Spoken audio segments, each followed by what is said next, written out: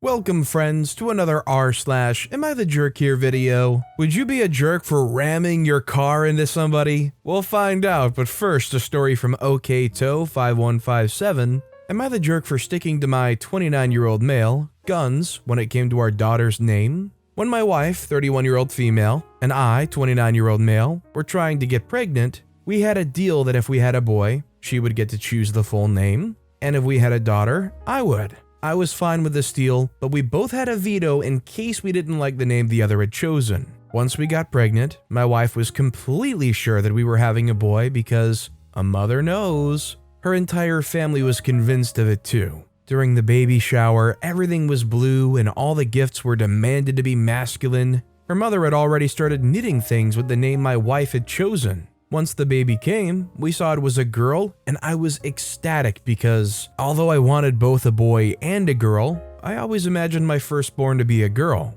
My wife, though seemingly exhausted, was happy too. When I wrote the name in the birth certificate, I let her know I was using the name I'd already run past her. Now, a year later, I come home from work and I find my mother-in-law and wife there talking about my daughter. Only, they're using another name. When I inquired who they were talking about, they kinda went deer in headlights and blurted that they were talking about daughter. When I asked why they were using another name, my mother-in-law said because that's what we decided to name her. Then she went on a rant about how it's unfair that I chose the name and how it's completely unsuitable for her, etc. I was shocked because this was the first time anyone had claimed any objections to the name. So now I realize that the reason my daughter has trouble recognizing her name is because we've been using two different names the entire time. My wife later came to me suggesting we officially get our name changed, and I stuck to my guns and told her we're not doing that and she needs to stop. This led to a fight about how unsupportive I am and stole her right to name the child she gave birth to. I told her that the opportunity to veto any name is long gone and she can't expect me to support something this stupid. Here's the worst part. I could be convinced to change the first name, but the one she wants is a very odd feminine version of the name she wanted for her son. Imagine using a female version of the name Drake or Thomas. She got angry and left both my daughter and I and went to her parents. Her entire family, except my father-in-law, is calling me controlling and how it's unfair I chose the entire name and made it all about myself. Honestly, this is so out of left field and creepy that I'm considering divorce. My parents and friends said they understand why I'm upset, but should come to a compromise and change the name to something we both like, and that divorce is overkill, but I don't think so. I feel it in my gut that she may be trying to recreate this son by sacrificing our daughter. If she can use a different name to address her for a year, what else has she been doing to her? So Reddit, am I the jerk for not compromising with our daughter's name? I think OP's definitely not the jerk here. It sounds like they had a pretty clear-cut agreement on how the naming was going to go. The planning phase probably wasn't done very well because they were just so convinced it was going to be a boy. OP's wife probably got so enamored with the idea of having a boy that when they found out they were actually having a girl, they were probably so set and so excited and so ready for this boy to come that it was probably devastating to them in a way. But it was an agreement that they made, and either way, it was the wife's fault for agreeing to it if after the fact they realized they hated it. And the fact that they didn't use the veto shows that there's probably a secret underlying guilt and knowledge that what they're doing is wrong. What do you guys think? Considering the wife carried the child, and despite the agreement after the fact isn't happy with it, should they have a say in changing the baby's name? Or are you fully on board with OP? Let me know what you guys think in the comments down below. Our next story is from Bratster22. Am I the jerk for not giving up my seat on the airplane? My wife and I were traveling on a 10-hour flight from Europe to Asia last week. We booked our tickets well in advance and also managed to book the specific seats we wanted. 2 seats in the first row in the middle column of seats. It was a Boeing 787 with the seat configuration being 3 columns with 3 seats each. We paid for these seats as it was going to be a long journey and wanted the extra leg space. When we boarded, there was a woman holding a baby seated in the middle seat. We had booked the 2 aisles on the off chance that the middle seat may be empty, but with the full intention for me to switch to the middle seat if the passenger wished to sit in one of the aisles and not between us. This woman, before I even had a chance to put my bag in the overhead compartment, asked me, "Can I be really cheeky and ask you to switch seats with my husband?" She then pointed towards her husband, sat in the second row on the left side column of the aircraft. Only the first row has extra leg space and requires additional payment to book the seat. She then told me that her husband needs to be next to her to help with the baby. My wife stayed quiet, while I politely but firmly told her that unfortunately, as this seat is in a second row, I wouldn't be moving there as I'd specifically paid for the seat with extra legroom. She then claimed that she and her husband had paid as well, but they placed him in the second row, which seemed very suspect. Either way, I stayed firm. Then the steward came and requested me to switch with the husband on her behest, and I had to tell him the same thing, making things quite awkward. She then threw daggers at me for some time. The baby started crying after a while as well. Thankfully, the steward came back and told me that there were 2 vacant seats in one of the other first rows and offered to move us. We ended up moving there, but could hear this lady animatedly make comments about us to her husband from behind for some time after that. When I recounted this incident to my in-laws, they said I should have just moved as she had a baby with her, and that turned into a different conversation about baby expectations. My wife agrees with me that her poor planning is not our problem, and that we should have stayed put if there were no other first row seats. Quite coincidentally, I read an article about a similar incident that happened with mixed opinions in the comments section. So, am I the jerk?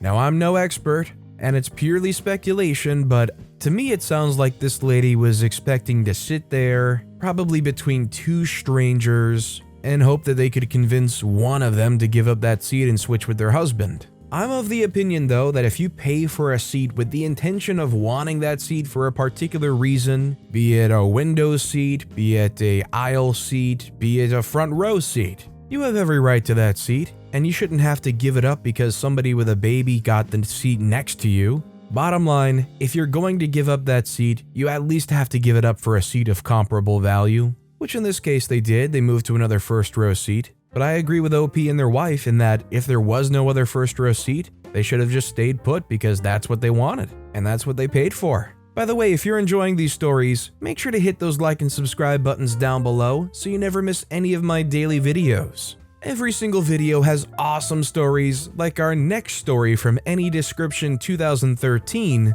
Am I the jerk purposefully booking the same wedding venue as my sister, but earlier, so I could get married there first? I can admit that my viewpoint is pretty one-sided, but my actions have divided my family, so I figured I could get some outside perspective. My sister and I don't get along. I can be honest and admit that she's much prettier than me, and that's something she's never let me forget. Both my parents are pretty shallow, and they've always given her the best and put her first. i.e., if we both had a school event at the same time, they'd both go to hers. This has left me pretty bitter and distant from my family.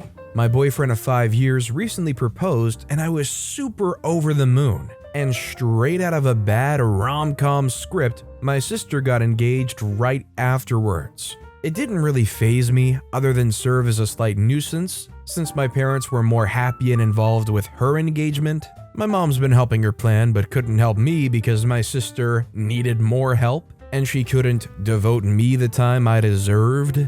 Don't feel bad for me though, because my mother-in-law is a godsend and super sweet / genuinely treats me with so much love. Anyways, what really pushed me over the edge was when my sister told me that she booked her wedding at my dream venue. I know it sounds so annoying and cheesy, but I really cared about this location. It was sentimental to me. My grandparents got married there, and I've talked about wanting to get married there as far back as high school when I was just daydreaming.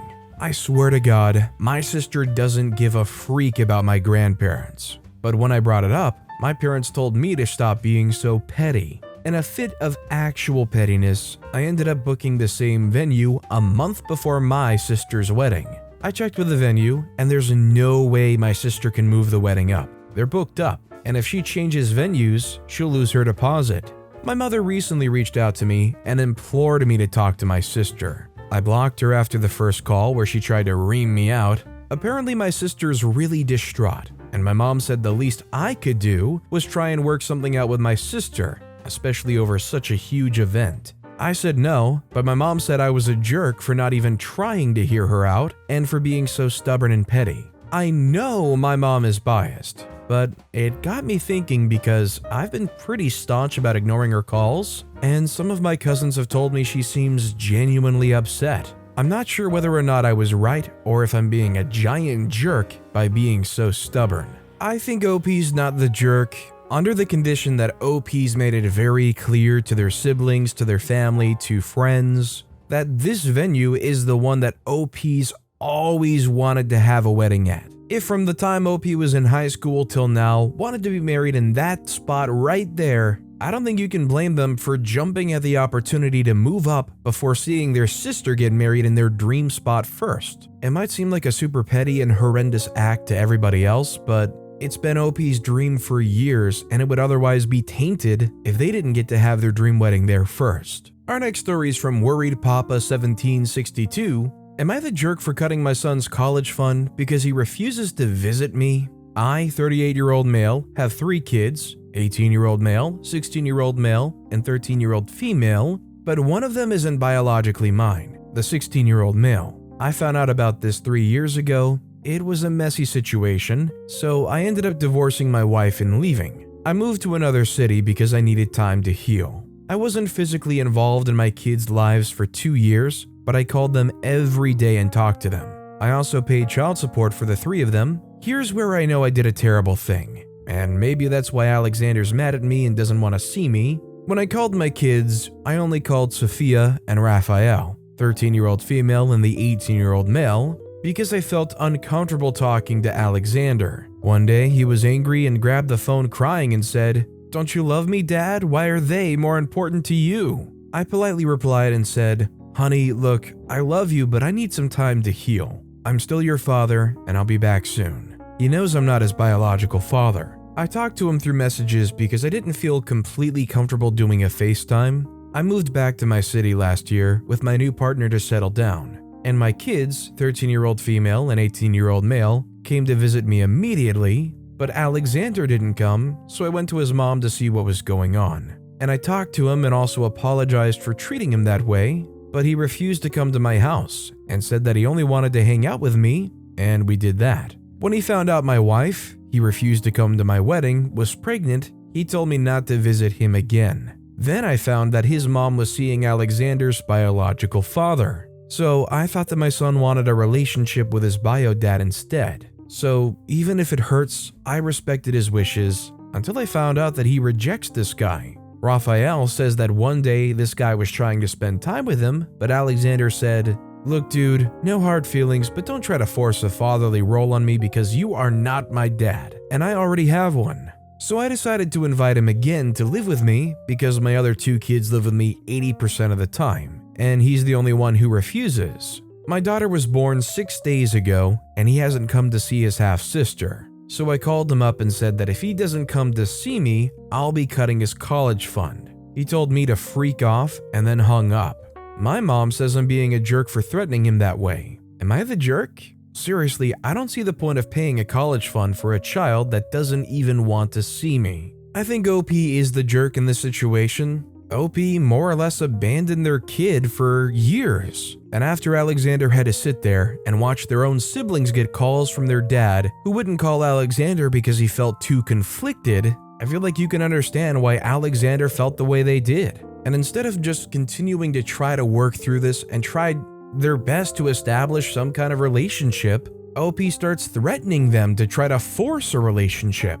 So yeah, I think OP's the jerk. This next story is from TTMXG. Am I the jerk for bragging about me being multilingual when my fiance made fun of my accent? So I, female 26, have been with my fiance, male 26, for 2 years and 6 months ago moved to his home country. I stayed at home for 3 months, self-learning Swedish, and finally now I'm comfortable to speak it around. And I understand conversations and stuff. At work, everyone speaks English, but now during social gatherings with family and friends, I'm trying to be less shy and speak up, even if my Swedish is broken. We were having an after work with my fiance and his colleagues, and I mispronounced a word, and he made a joke, "She's a work in progress." Then I made another mistake and he said, Well, should we switch to English so you won't keep embarrassing yourself? And all his colleagues laughed. I got annoyed and answered in Swedish, well, when you manage to speak 7 languages like I do, you'll be allowed to make fun of me. At least I'm trying. Now excuse me.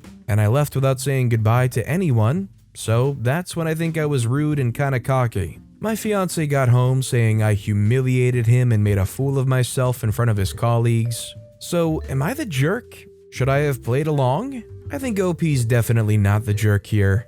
I don't know about most people, but if that was me in that situation, I wouldn't like being made fun of in that way. It seemed just needlessly harsh. Like maybe the first comment, she's a work in progress, is alright, go along with that. But when it starts getting into the belittling and saying, oh, well, maybe we should move away from this so you won't keep making a fool of yourself. It's really one of those comments that isn't even really a joke for the person that's being made fun of. It's one of those comments you want to go, oh, just shut up to. Our next story is from Not Canceling Wedding. Am I the jerk for not canceling our wedding because sister-in-law is getting divorced? My fiance and I are getting married in September. My fiance's sister just found out her husband and father of their 3 kids was cheating on her for the past 2 years. And he left the house and they're getting a divorce. My sister-in-law is very distraught by this, of course, since she's been with him since they were 19. They're 34 now. Since they're getting a divorce, now everyone from my fiance's side of the family demands that we cancel our wedding to show solidarity and to support my sister-in-law.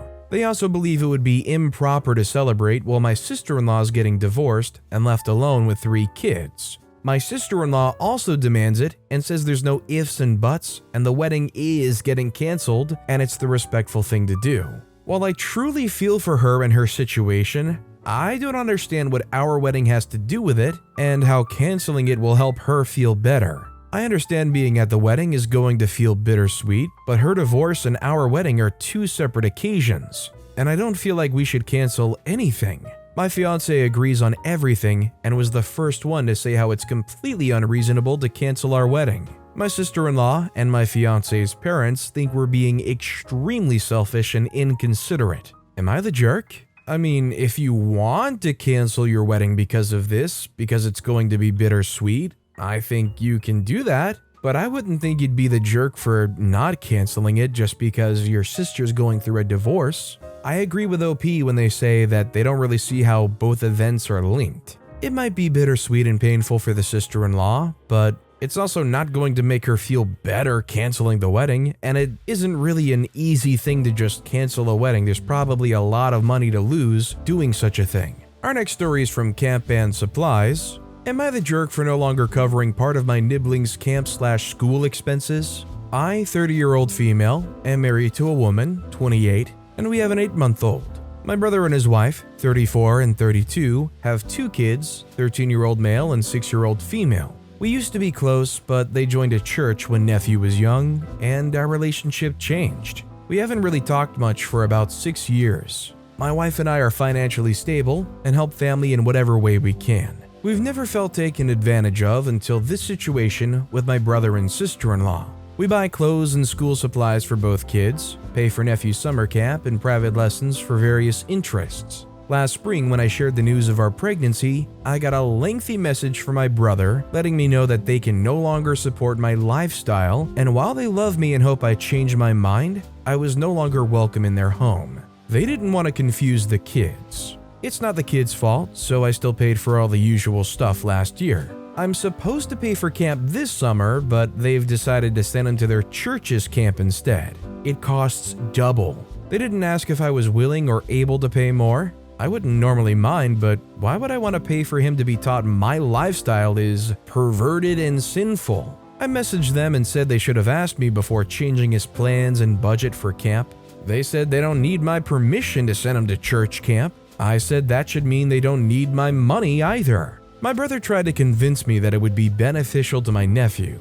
They already promised him, and he would be disappointed since they can't afford it. I do feel terrible for my nephew, but I don't think they should have promised him anything before talking to me. 2 days ago, he called to see if I'd reconsider, but I stood firm. He said I shouldn't take whatever resentments I have towards him and his wife on his kids. I said it goes both ways. If they have a problem with my wife and I, my daughter's innocent. Does he even know her name, birthday, what she looks like? Has he ever asked? After a long silence, he said, "Come on, OP, you know that's not the same. She isn't even actually related to you. Nephew is your blood and you guys were always so close when he was little. He misses you." I hung up and have been crying since. My wife and I talked and are considering cutting them off and putting the money I usually spend on them into a college fund instead. My mom says I have every right to be angry at my brother, but should reconsider for my nephew's sake. It's not his fault and he won't understand.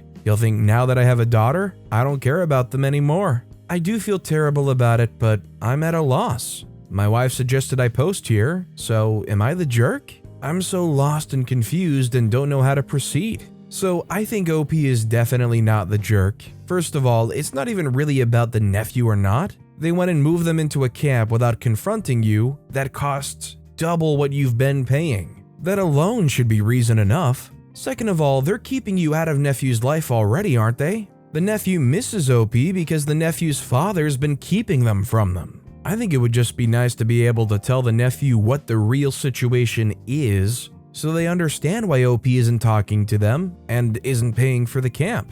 Our next story is from Just a Throwaway 7924. Am I the jerk for talking about my heritage? So I, 23-year-old female, am Native American. I don't look it. I have a white biological father, and my bio dad's not my sibling's father. My siblings, my mom, my grandparents, and the person I call my father are Native and they look it. My skin color is rather pale because of bio dad's genes, and for a long time, I was really self-conscious about it, with many people not believing my heritage or telling me to prove that I'm Native. Note, no Native or other people of color have asked me to prove myself or anything. It's only ever been white people. As I've grown and gotten more in touch with my roots, I claim my heritage and know that genetics being weird are not indicative of my true self. That blood quantum is an outdated and racist ideal, etc., and I speak openly about who I am, ignoring the haters. Recently, a man came into my work who was quite obviously another Native man,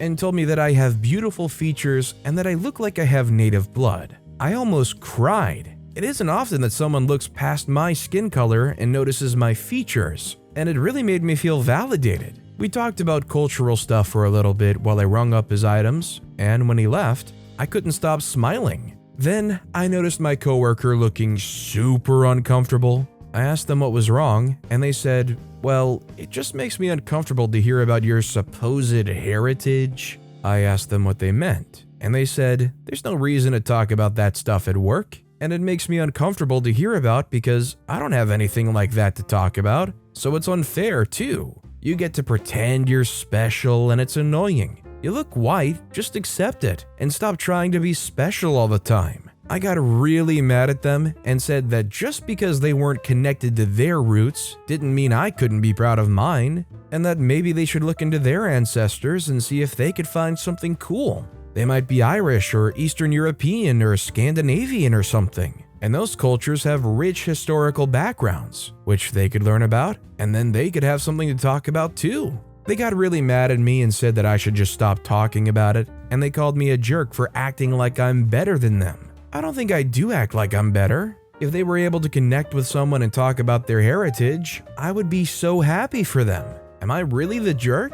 I think OP's not the jerk, and I think this coworker's just being judgmental, or almost maybe even jealous. In no way should you feel bad for this person trying to put you down for talking about your Native American heritage. Whether the color of your skin conventionally to that person matches or not, you know your heritage, you know your ancestors, and you don't have to prove it to anybody. And you sure as heck don't have to feel shameful for being proud of it and talking about it. Our next story is from Sir Liege. Am I the jerk for saying what my parents said/did was creepy and disgusting? My mom died when I was 6, and my dad got remarried when I was 11.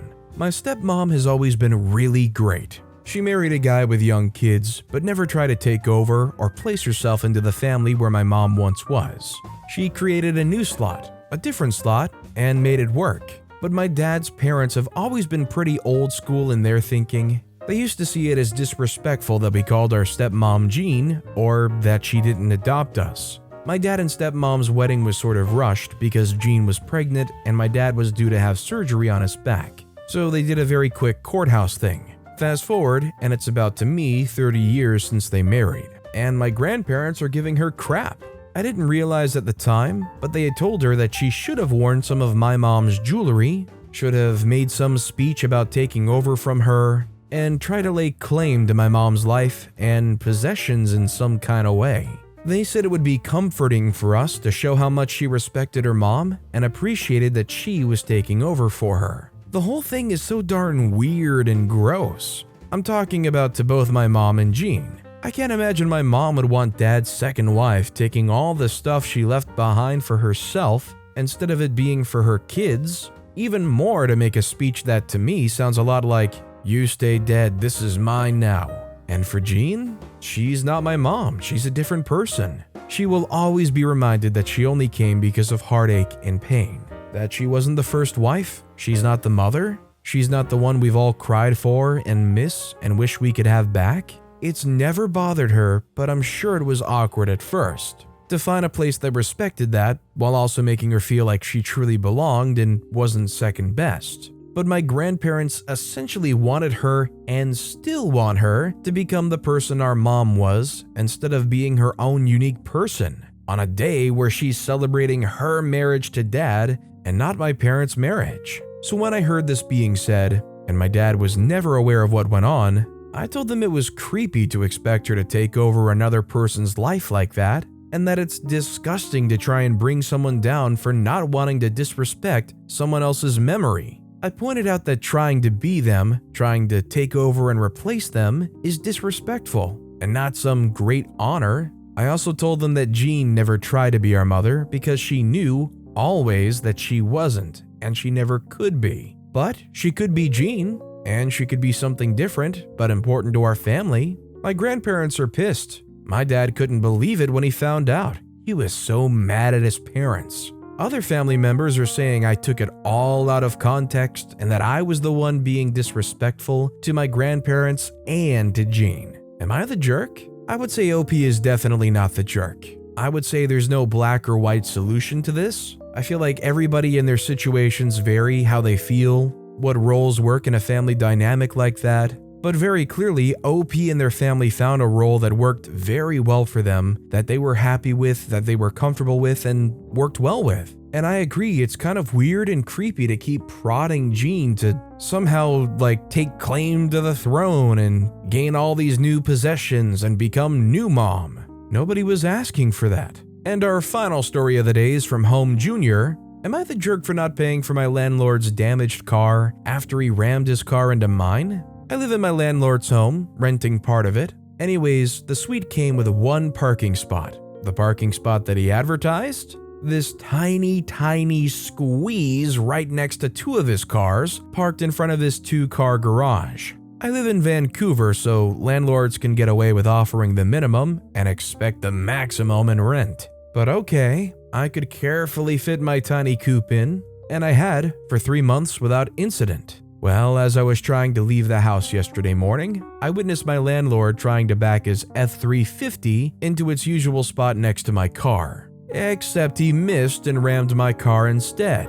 He climbs out of his truck, looks at me and cusses me out, telling me that because I had my car there, I was at fault. That my car being there made for reckless parking and he had no option but to hit me. Mind you, this was the spot he advertised, and I'd been parking like he directed me to. I was in the very same spot earlier that morning that he was able to get out of, so clearly it wasn't impossible. I told him no, that he hit my car, and that he was the one who sanctioned a parking spot there, and that I would be happy to settle this without involving insurance if he'd like to pay out of pocket to sort out my car. He of course chuckled at me, called me an idiot, and told me to expect a bill in the mail tomorrow. It should be important to note that I'm a tiny, quiet, and shy woman, and I assumed he thought I'd back down. Yeah, no. I said, nope, you give me no option except to call the police. So I quickly took photos, all while this man was suddenly very angry and cussing me out.